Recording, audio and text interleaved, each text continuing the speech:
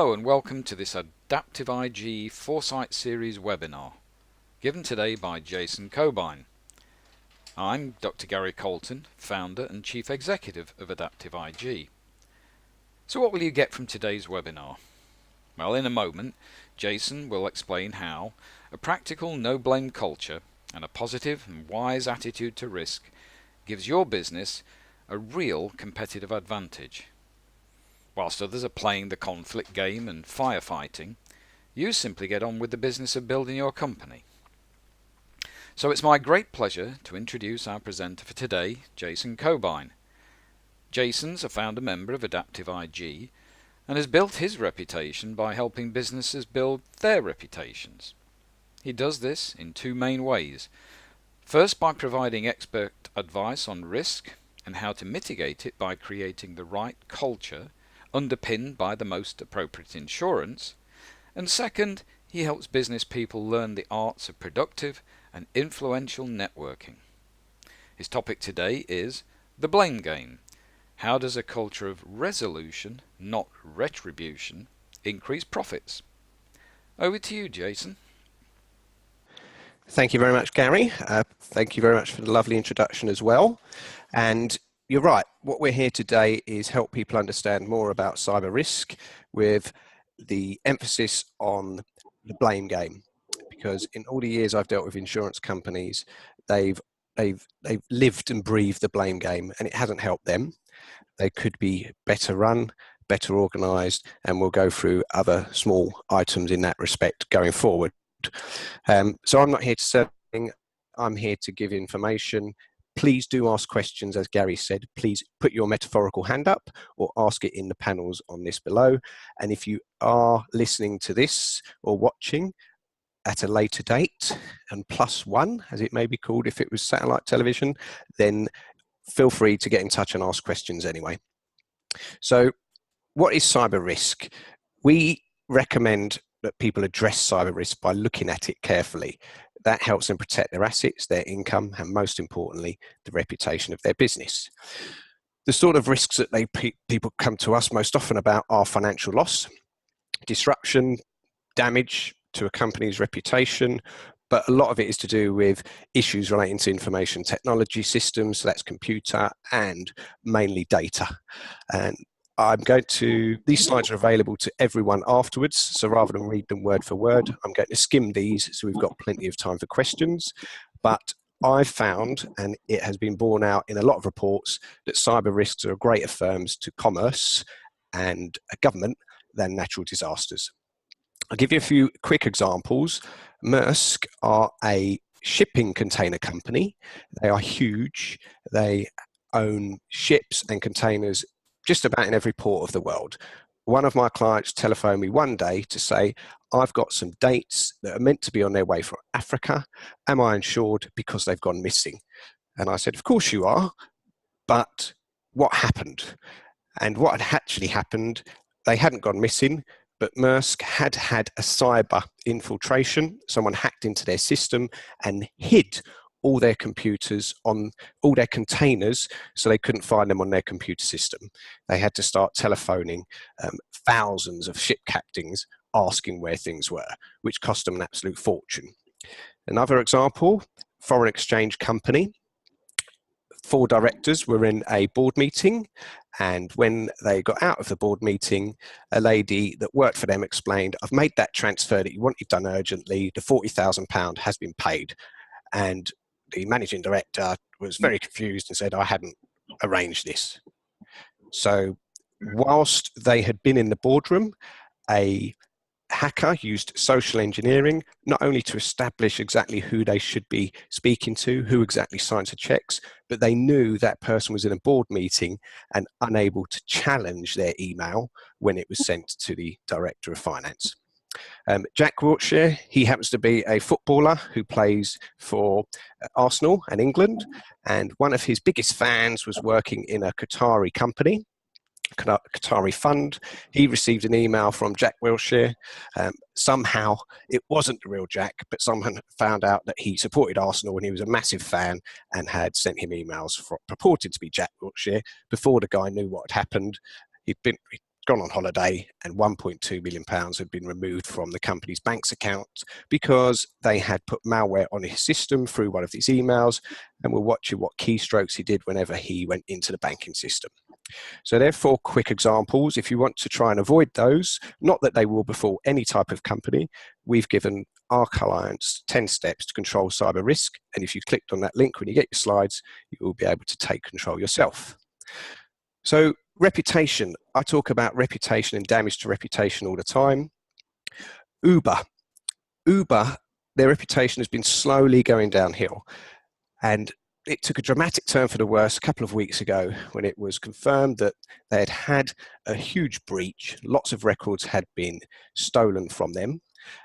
But rather than deal with it in a way that we would have recommended, and most cyber risk analysts would have recommended, they decided to sweep it under the carpet, pay the ransom, and hope no one ever found out. Now, it's not a great idea. The reason they did that is because they've got a blame culture in that company. The blame culture in that company is evident nearly every time they speak in public. However, what they did, I think the biggest mistake they made was by paying a ransom without referring to specialists, because those criminals probably pocketed that money and then sold the database again and again and again. Now, Uber recently had a clash with TfL. TfL are making Uber work really hard to renew their license. And Uber managed to get 730,000 people in and around London to sign a petition saying, "We love Uber, we want Uber to stay." I wonder how many of those people would have signed that petition if they'd realized that not only had Uber lost some of their personal information, but didn't tell them about that loss. So an organization whose reputation is damaged lose more than those who just suffer damage to their systems. And we see that again and again in our sector. Other issues with cyber risks, we talk about assets and income.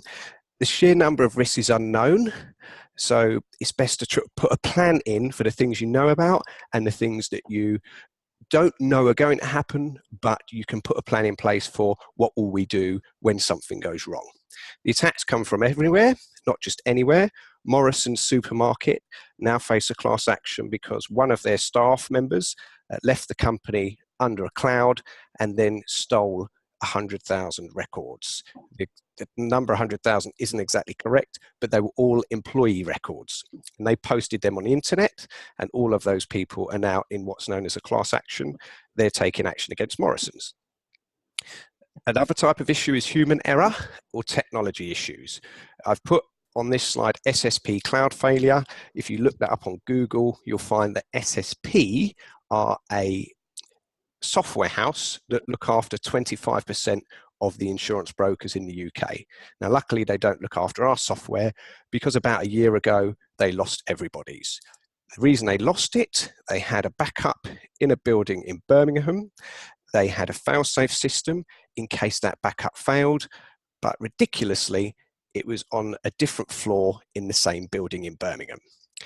Anyone who had thought that through would know that wasn't a great idea, but there was a power cut in the area, the backup failed, the failover failed, and a huge number of people went into work the next day and couldn't access their records. There's a big investigation going on about that, but that just shows you that the cloud may be a wonderful place to store things, but it's not great if you can't open your filing cabinet anymore.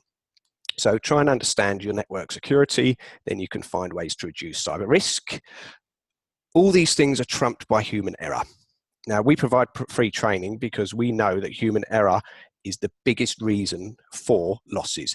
It isn't hacking, it's people making simple mistakes. So it doesn't matter how much security you invest in, you must try and train your people before overloading them with security, because if people are under stress, they will unravel security in order to get their work done.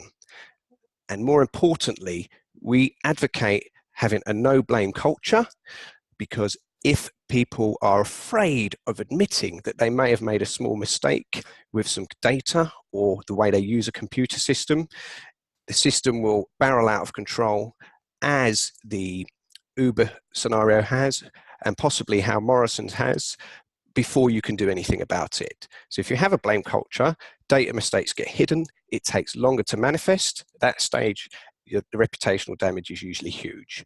Now, the ultimate cost is the class action following mass identity theft. Criminals and US lawyers have come to the UK just to do this.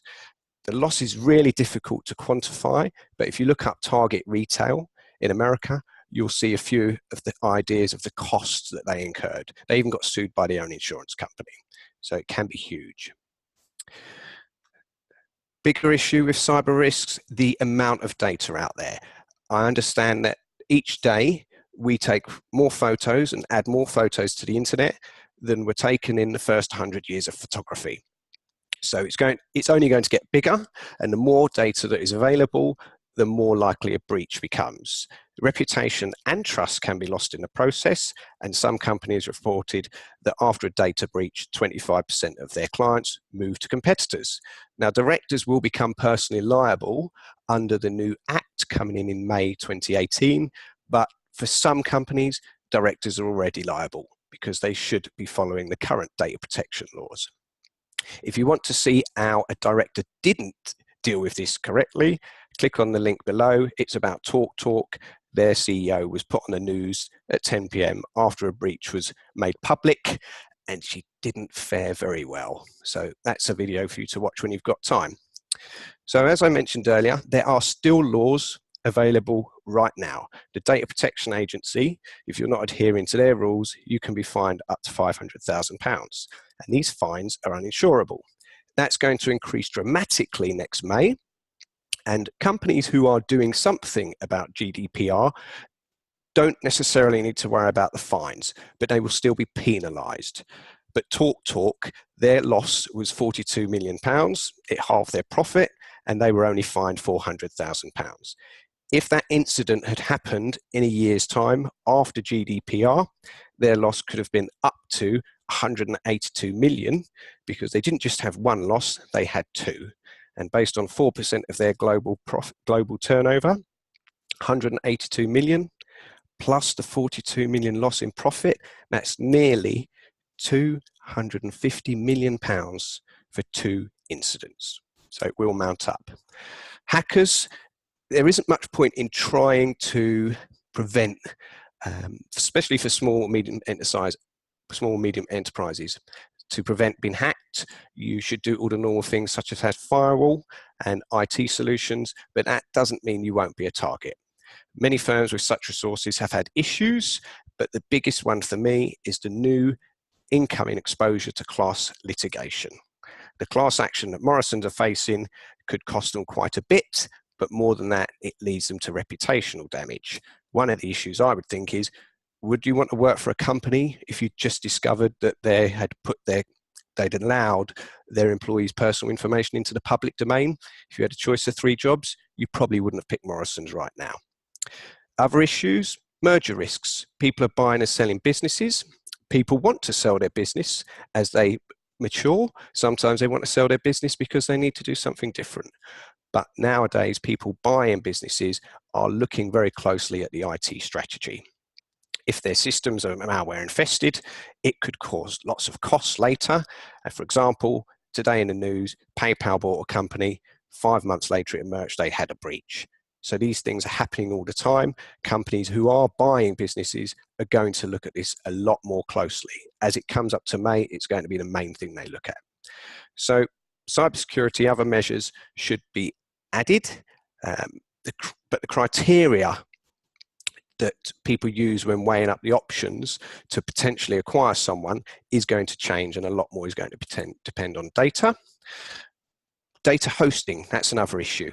A lot of people think, oh, I use the cloud, so I don't need to worry too much about my data.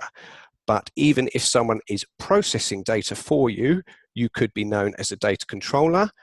And depending on how the cloud provider's wording of their contract is written, you could be the data processor and the data controller. So you need to read their small print. You need to find out where is your cloud. If it's not in the UK, you need to think about that. And you need to be clear about what's going to happen when someone accesses the data. What lengths has the cloud provider gone to protect the data they hold for you? Tailored cyber risk policy. Cyber risk policy is not an insurance, it's a plan. It's what you do to prevent risk to your data. However, if you then go on to buy insurance, you can buy a low cost, low cover, which is favoured by direct insurers who sell that off the peg, so to speak.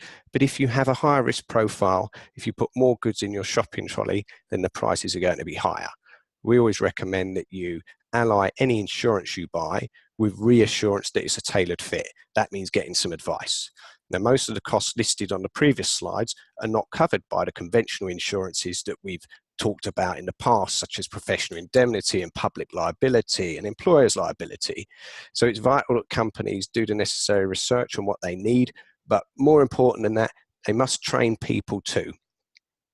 It's really important that people are empowered on cyber risk. Otherwise, it can run out of control before you know it.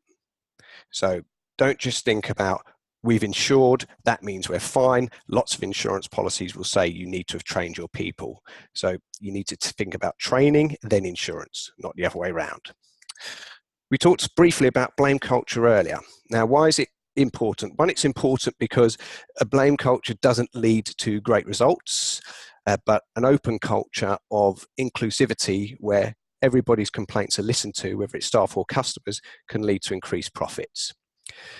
When GDPR kicks in, having a blame culture is going to affect businesses terribly, because if their staff are too scared to admit they've made mistakes, or when a client phones up and says, what have you done with my data? And they try and close them down saying, well, data protection laws mean I don't even have to answer your questions, that's going to lead to bigger issues. So things to look out for.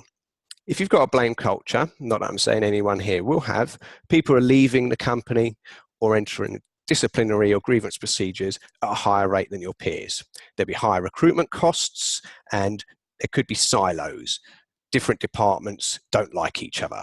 It could be that clients or service units are complaining, and often the complaints will be the same but made by different people. You could find that clients leave for no apparent reason, staff leave for no apparent reason. They say, oh, I just want a change of scenery. But you should dig a bit deeper and ask, well, why do you want a change of scenery? Some people would just cite the fact that they're not paid enough as the reason for leaving, but they were happy with those wages at some point, so you need to scratch the surface. Some people will leave the company in terms of clientele, saying, well, you cost too much. Well, that may be because they thought they were getting A and they actually got B, which is a weaker product or service than they were expecting. But if you only sell commodities, you probably don't need to think too deeply about people leaving for cost. Now, I can't remember who said it. Someone will remind me in the Q&A. So please, if you do have questions, do bring them forward. It's a myth that there's no such thing as bad press, because when it comes to data, it's terrible press. What companies could really do with is someone to help deal with all these issues, a press expert possibly to deal with media, not like Dido, the CEO, did in the YouTube video. It would be really useful if your systems are affected for you to have an alternative website or an alternative network within a few hours, rather than waiting for days for IT people to help you. It should be prompt. You might need a new cloud provision. You might also need forensic assistance to try and work out, well, what happened to our system in the first place. You might need to upgrade it to make sure it doesn't happen again. And you might need a solicitor to handle the regulator, because the regulator has got pretty strict deadlines, especially when May the 18th comes and goes. I think it's 72 hours to report to the data commissioner. And if you don't report, then there's an instant fine. Other losses that you incur, such as downtime, loss of accounts, loss of clientele, they can be insured. So can losses relating to clients. Clients may say, we lost money because we couldn't access your systems. So you can protect profit and reputations, as well as recovering data assets. Physical assets can be insured too. They're specialist covers, but you've got to think carefully about what you're buying. Some people need to be concerned because a fire alarm might fail if a system was under attack at the time. Now, that's what we call a perfect storm, but it does happen, and it has happened already. Not in this country, but it's happened abroad. Now, cyber incidents are like buses. They do tend to come in pairs. So I wouldn't just invest in an insurance that just about covers you. I would invest in something that could pay you for multiple losses. So what can you do? I'm going to talk about this part in relation to both cyber risk and the blame culture. You should be benchmarking yourself against competitors or others in your sector to see where you stand. You can stop a culture of blaming people, as well as clients being viewed as ignorant, misunderstanding services, expecting too much. A lot of the time when companies think their clients are expecting too much, it's because the clients aren't getting what they like, and when they ring to tell people that, they get told it's their own fault. I don't see where that can be true in many cases. That's just not on. A culture of learning from complaints bears dividends, and that happens both in the cyber risk area and in the blame culture. If staff are empowered to deal with complaints, they don't feel it's their fault that they're happening, and they can pass good news up, okay, as well as bad news. Bad news going up is more important for a company than anything else. The people that run the firm need to know what's actually going on the ground floor, but the only way they're going to do that is look for feedback, ask for testimonials, stop making appraisals about managing people and solely improving performance. Appraisals and performance-related issues should be addressed in an open manner, otherwise people will clam up and not tell you what's really going on in your organisation. So don't make surveys, whether they're to clients or to employees, a tick box exercise, because you will miss out on a huge amount of information that would really benefit you when it comes to assessing risk and where things are going wrong with clients. So drill down into the feedback. Do find out what's really going on. People that complain are simply voicing what a lot of people are either too worried or can't be bothered to do. Once you've found out what the real reasons are, you can then work out why they're happening. Don't just ask managers, ask all the people that contribute to any function. Once you've understood exactly what's going on, you can work out how to improve things and make those improvements. Get the staff involved, tell them what you intend, get their buy-in, try and find out what they want as an incentive. And a good example of that is a sales team I used to work with weren't hitting targets. Their proposals to clients were not being responded to. They were doing lots of work chasing prospects who should have been clients at that point, and the managers took the big stick approach and beat up the staff saying, you need to work harder. That caused people to leave, so there were high recruitment costs. Some of the staff left and took clients with them, and that just increased the pressure on managers. So after understanding that there was a problem which basically pointed to a blame culture, people were afraid to admit responsibility for mistakes because they thought they'd again get the sack, or they'd be asked to leave the company, or their targets would be increased. So they just kept things to themselves. So in this trial, as trivial as it sounds, staff were paid £1, not personally paid £1. It went into a Christmas party fund. But they got £1 for that fund every time they highlighted an issue with a system, which is when they couldn't get something that the client wanted into the proposal they were sending, or when someone complained. When they drilled down, they found lots of errors on proposals. The staff couldn't fix them without the compliance department getting involved or IT. They changed the performance review to make them more friendly rather than aggressive. And it revealed that the team felt they couldn't change things even when they wanted to. That moved on to where those issues were lying, which was in IT and compliance. And whenever someone asked them to help, they were so inundated with complaints, and this is the IT and compliance department, they just said it's not my fault. So they weren't open to helping. That was changed. Week by week, the software got improved. The department head learned how to adjust it and how to deal with the IT department and how to deal with the compliance department.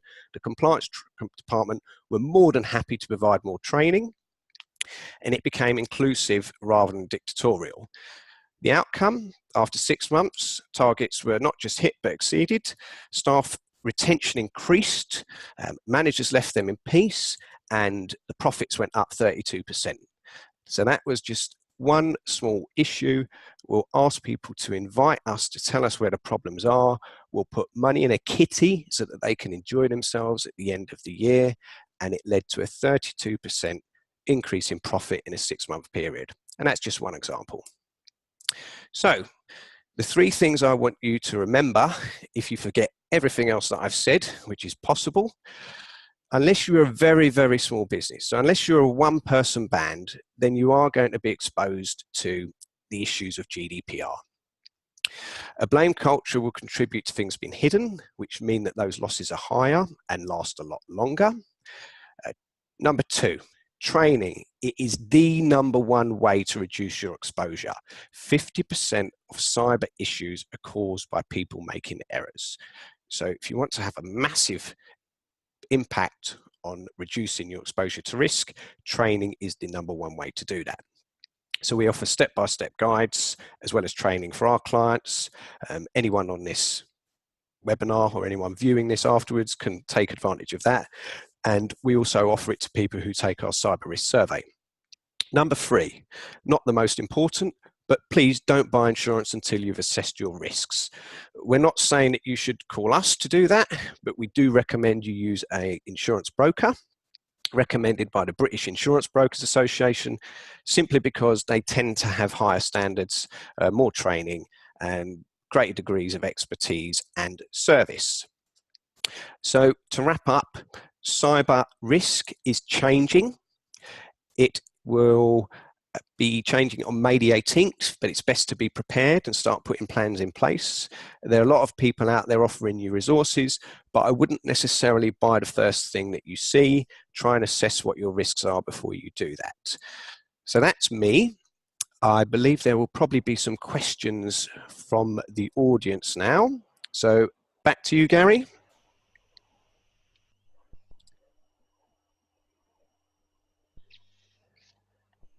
Are you there, Gary? I think Gary's muted, Jason, but I had a question.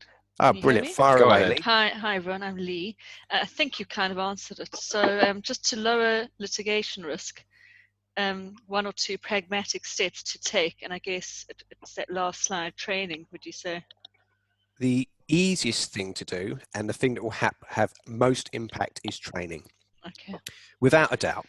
You could imagine you applied a 1.5 million security layer to your staff so that they couldn't access a certain part of the system, but a report was due to go out on a Saturday when someone was working in the office late. They called their friend in IT who lowered that barrier for them just because that's what people do for each other.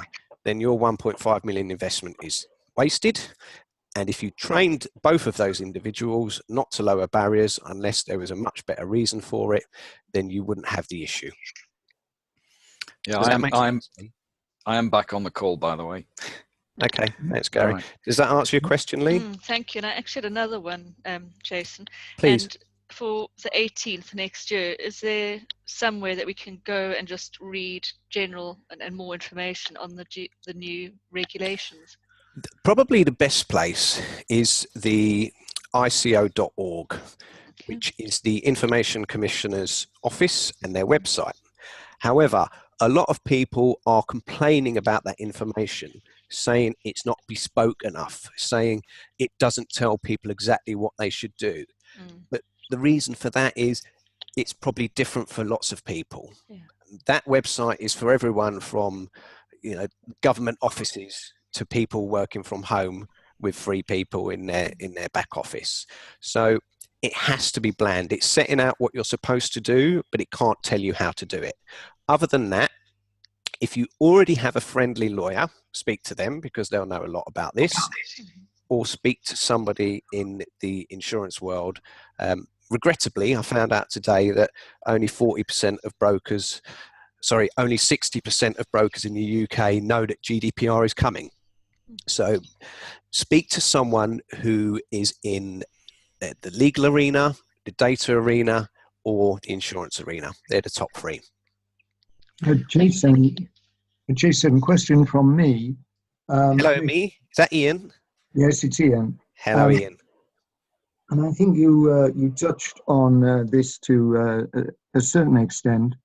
But it seems to me that if you want to avoid a blame culture, then in AdaptiveIG, we all frequently emphasize the importance of building an inclusive culture for all sorts of reasons.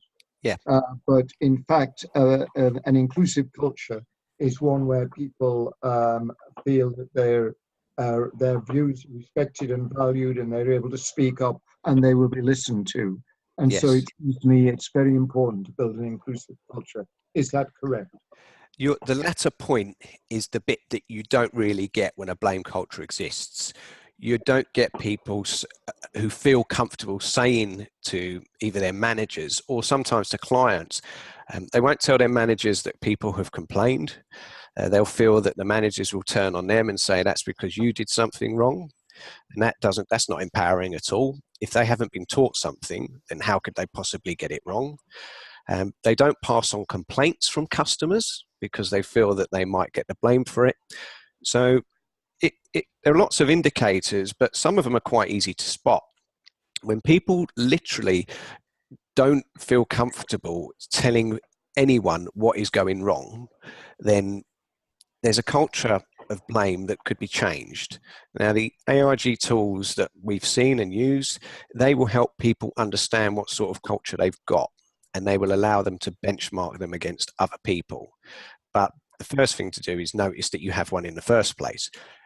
As I mentioned very briefly earlier, having worked in the insurance industry for just under 30 years, I feel that every insurance company has a blame culture, but when you try and talk to them about it, the first thing they say is, no, it's not us, it's you. And that answer in itself proves my point. So I hope that makes sense, Ian. Yeah, that's great. Thanks, Jason. Okay, it's Gary here. Earlier, Jason, you mentioned about uninsurable risks. You mentioned one in particular. Are there other important uninsurable risks in this area? Okay, so the main one is fines. So the way to avoid a fine is to actually do something about GDPR. If you are doing things about GDPR, you may receive a penalty if you've done what you can, or at least started the process, and then something goes wrong with data. And the insurance companies will help you with those penalties, but they certainly won't help you with the fines.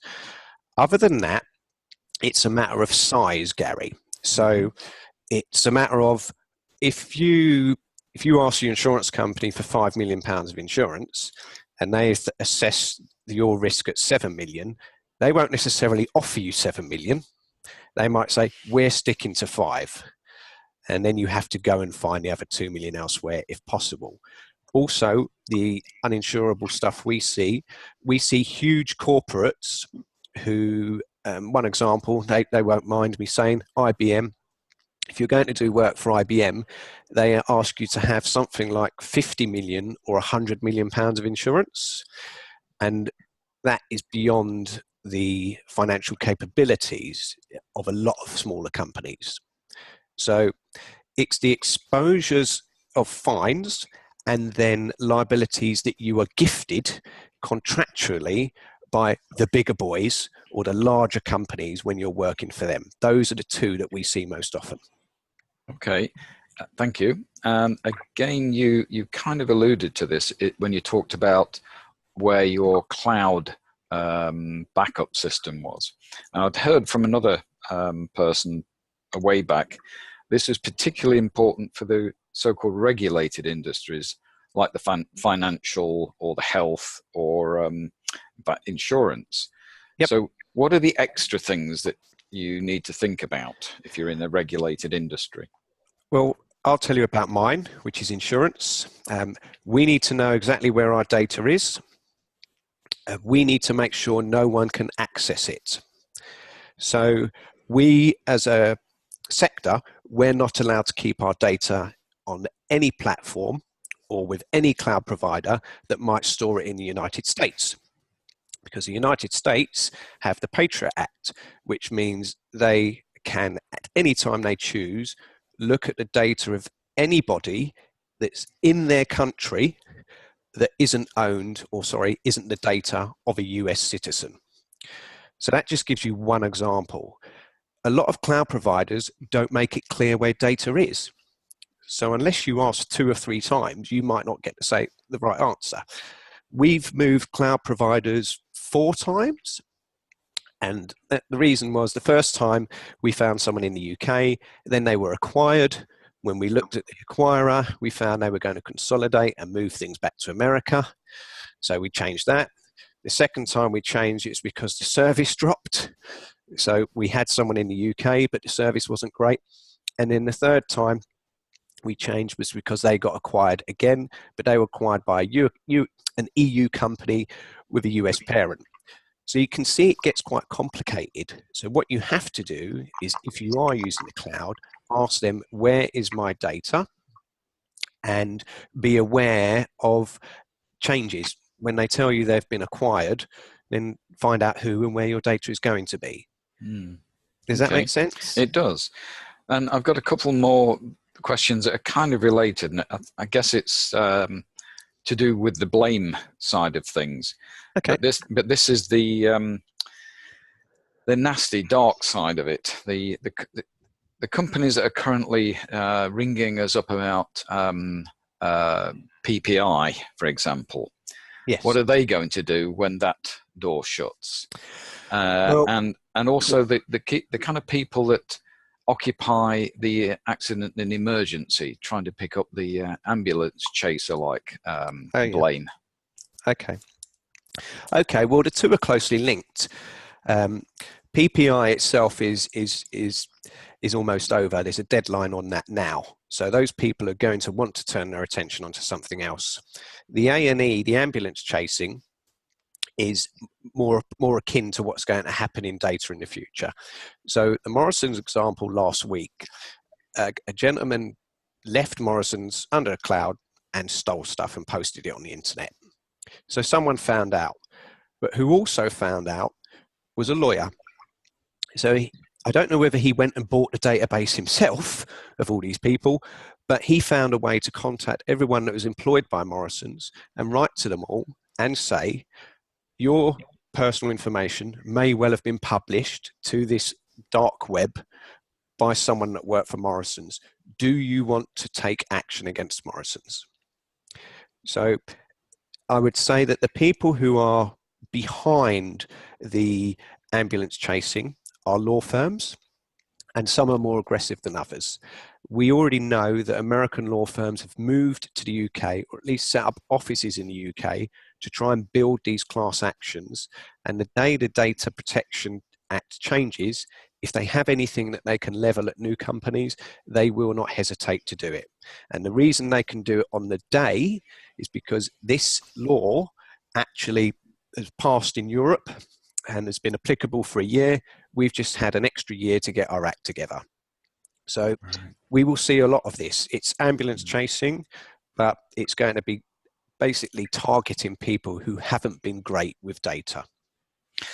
Okay, I'd like to finish my questions at least on a more positive view. Let's say that we run a company, let's say it's a largish SME, and we know that we could be the target of a venture capital buyout. And we're looking to increase or enhance the value of our company to maximize the amount that buyout is.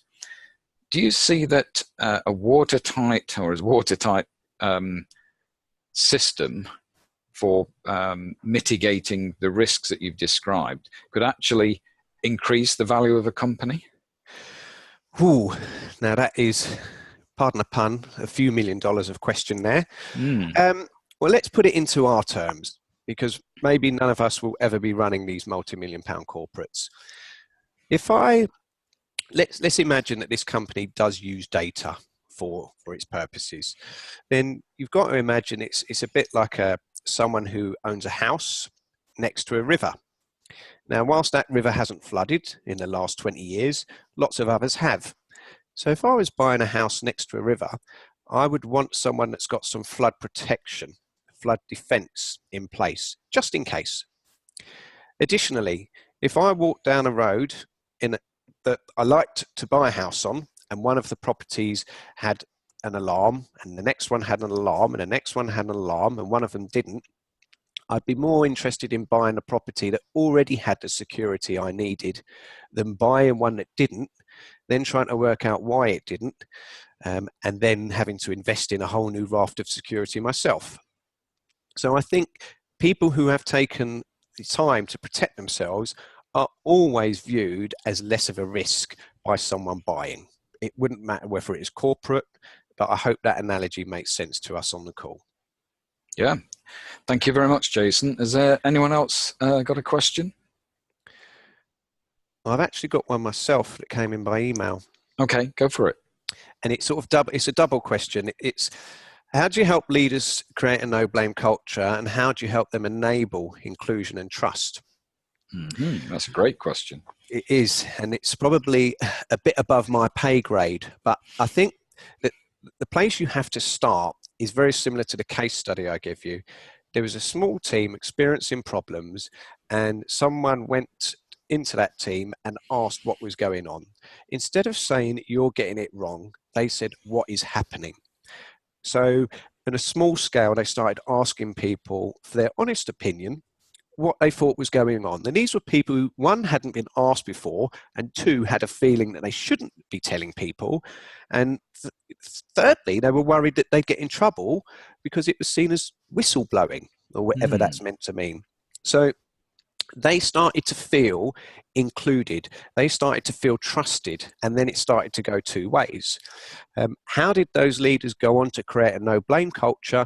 Well, once they had some small results, they started to dig a bit deeper and widen it throughout the company. They even went to some customers who had been with them a long time and asked them. So they were starting to ask everybody what was going on, people that didn't feel their opinion mattered up to that point. They didn't feel included up to that point. And they started off small, and then they spread it out amongst the organization. So it's all about giving people the ability to speak out, making them feel safe while they do it, and including everyone. I mean, a lot of the time people forget to include customers. When customers complain, they're the number one way you're going to improve your business. But I'm probably on my soapbox now, so that's probably enough for me, Gary. I love it when people get on their soapboxes, because it's usually the thing that they really are passionate about. So thank you very much, Jason, and everyone for listening. Our AdaptiveIG mission is very simple, and I've said it many times. We are dedicated to helping organizations, their leaders, and their staff create high-performing, inclusive, and diverse cultures. Why? Because it delivers tangible results. Today you heard how a culture of resolution, not retribution, increases profits. We believe that people working in inclusive cultures are the ones who deliver high performance, and they should be given the chance to do that. I'd be delighted to speak or meet with any of the participants present today, or people listening on YouTube later, to explore how all this works in your organization or the organizations you work with. You can contact me at AdaptiveIG at adaptiveintelligence.co.uk. You can find out more about the work that we do and how we do it at www.adaptiveintelligence.co.uk. Now, this is one of a regular series of webinars in what we call the Foresight series, and we'll be announcing the next webinar early in January 2018. We'll send you an invitation, and you'll be able to get that also in the text of the YouTube clip, and you'll be able to register for that event on Eventbrite.